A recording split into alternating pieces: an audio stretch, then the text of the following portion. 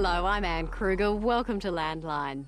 Prime Minister Gillard may have angered Australian apple growers with her endorsement of Kiwi imports during a recent trip across the Tasman. But the reality is that 90 years of protection for the Australian apple industry is over. Quarantine formalities will prevent New Zealand apples from hitting Australian shelves until next year. But already traders have tested the market with about 400 tonnes of Chinese apples this year. While they've had little impact on prices inflated by a general shortage, apple industry observers say the trickle of free trade fruit is likely to become a flood within 2 years.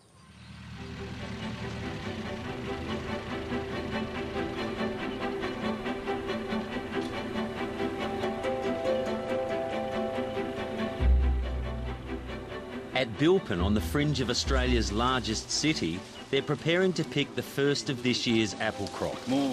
Most of the fruit will be up the top, but have a look underneath. Orchardist Joe Saliba is training some new pickers, and at about $150 a day for each one, labour is one of his biggest costs. But now he must compete with Chinese apples harvested by workers paid just $3 or $4 a day. No, look, their labour costs are nowhere near ours, and we just like a level playing field, and so look, it's pretty hard to compete. Oh, well, it's just another hurdle for us, really. We feel we've got one of the cleanest industries in the world, and we like to keep it that way, from pests and diseases and that type of thing. So, it is a concern, and, we've got enough fruit here to supply the country and other countries, and, we just want to keep it clean, as it has been for years.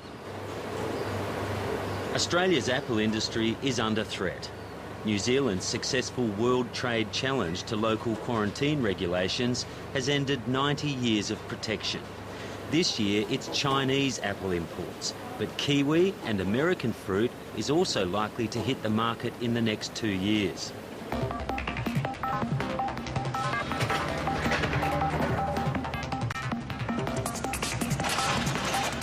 At Australia's biggest produce markets in Sydney, traders have sold most of about 400 tonnes of Chinese apples shipped to Australia this year. Last year's season was a little bit light on, and we didn't have the quantity to carry through to the month of February in quantity, and apples were getting a little bit too high in price, so we felt that there's a window there of 6 to 8 weeks where we can bring Chinese apples in and will not affect the Australian product. Fruit trader Cos Cremona says the reality is that in a global market, imports are here to stay. As you can see, the quality is excellent. You can't bring rubbish into the country. You've got to bring top quality product. And this is the product here, and reasonably priced. Can you understand why some growers, say there's no loyalty in commerce? No, well, look, I understand the issues of the grower. Naturally, they want to protect their own product, which is fine. But in saying that, I think there's a window, an opportunity that we can import product from other countries, which we have been doing for a long time, the likes of citrus, kiwi fruit, and will not affect our local market, our local produce, and maintain a reasonable price for the consumer. Look, it's been a hard couple of years with the drought-affected areas around Australia. We have had a shortfall. This might be the excuse they're using this year, but I think the Australian public has woken up. They've seen the fruit around. It's not up to Australian standard, the quality of the eating, and we don't know the background of the growing conditions. Paul Barsom runs FHG Rogers, Australia's longest-running apple wholesaler and marketer. He says he won't sell Chinese apples out of loyalty to his growers. Oh, look, yeah, but I think you've got to look at, the objective of where we're heading with these imports, and do we stand alone and say, OK, we support our Australian-based growers. They've been with us for generations. Do we really need to, consume a product for over a 2-week period? We've got other quality products like stone fruit available, Tasmanian cherries, to fill the gap till new season apples come along. So I don't think we need to know.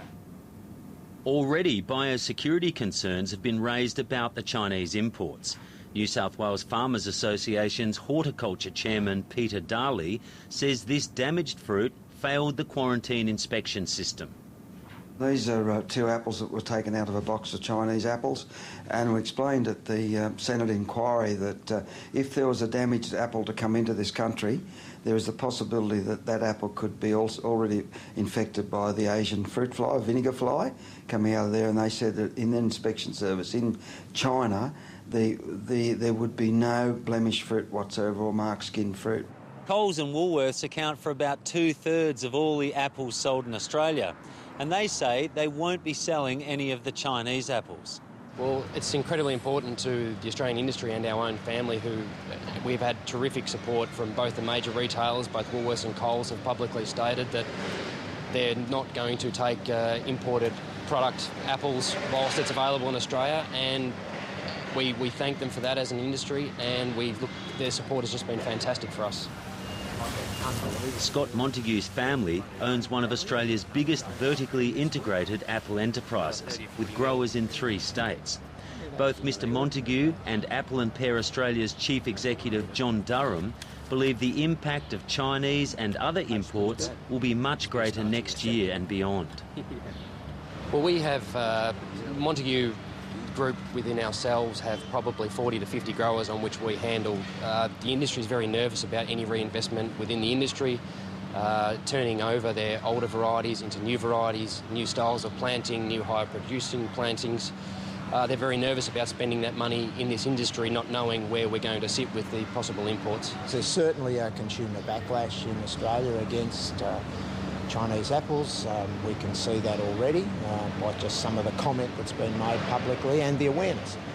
But I think as time goes on and the sensitivities aren't there, those traders will be wanting to ramp up their businesses so that in that Chinese season, which will be October through till January, there'll be more and more product come out of China. John Durham says the greater risk to Australia's industry will come from apples grown in New Zealand and the US to first world standards. New Zealand apples are very, very similar to our own in terms of the growing method, production methodologies, the quality parameters that they have to meet, and likewise for the American production. So, and of course, Australian consumers are now consuming, in round figures, about 30% of our crop is in Granny Smith, and the other 30% is another 30% in Pink Lady, and those are the favourites of Australian consumers. There's not a lot of production of Granny Smith in New Zealand. There's a little bit of production of Pink Lady. Likewise in the US, Granny Smith, there is some production there, and Pink Lady too. So probably America's a big challenge for the industry when they come on stream because they're counter-seasonal.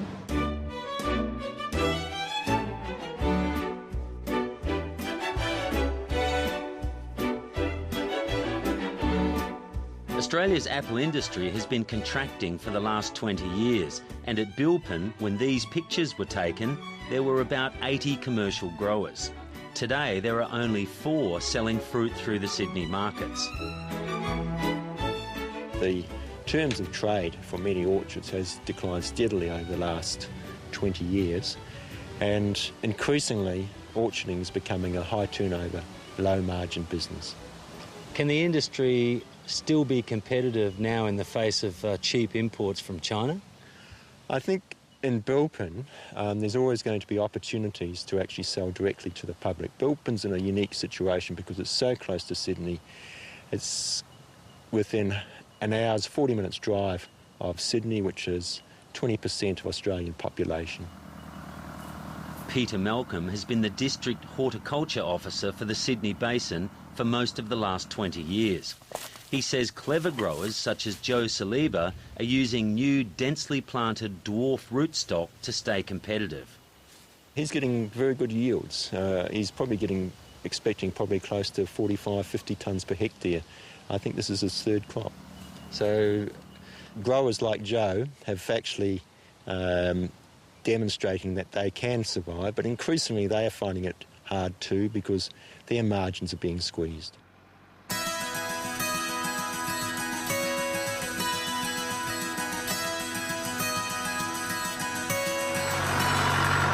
On their 23-hectare mixed orchard, Simon and Margaret Tadros produce about 250 tonnes of apples and are among the first growers to land fruit in Sydney each year. Becoming harder every single solitary year. You've got so many elements to compete with nowadays. We've got the importation of Chinese apples.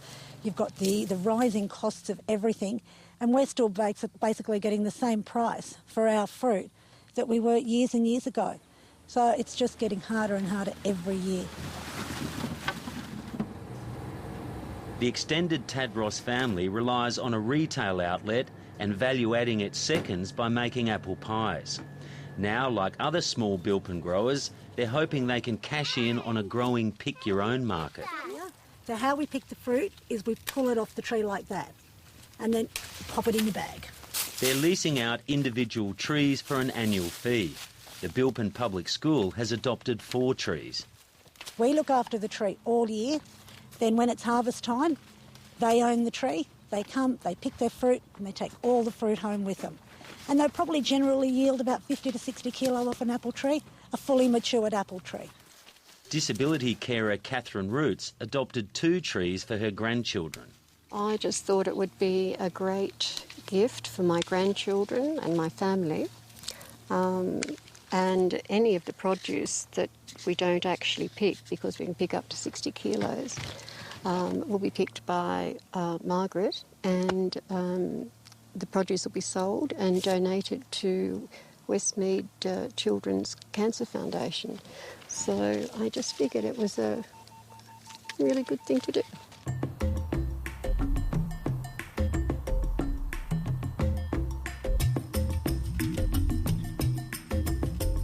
Up the road at Bilpin Springs Orchard, none of the 3,000 trees here yield a single piece of fruit for the markets. Instead, up to 400 people a day pay to pick as much as they can each weekend.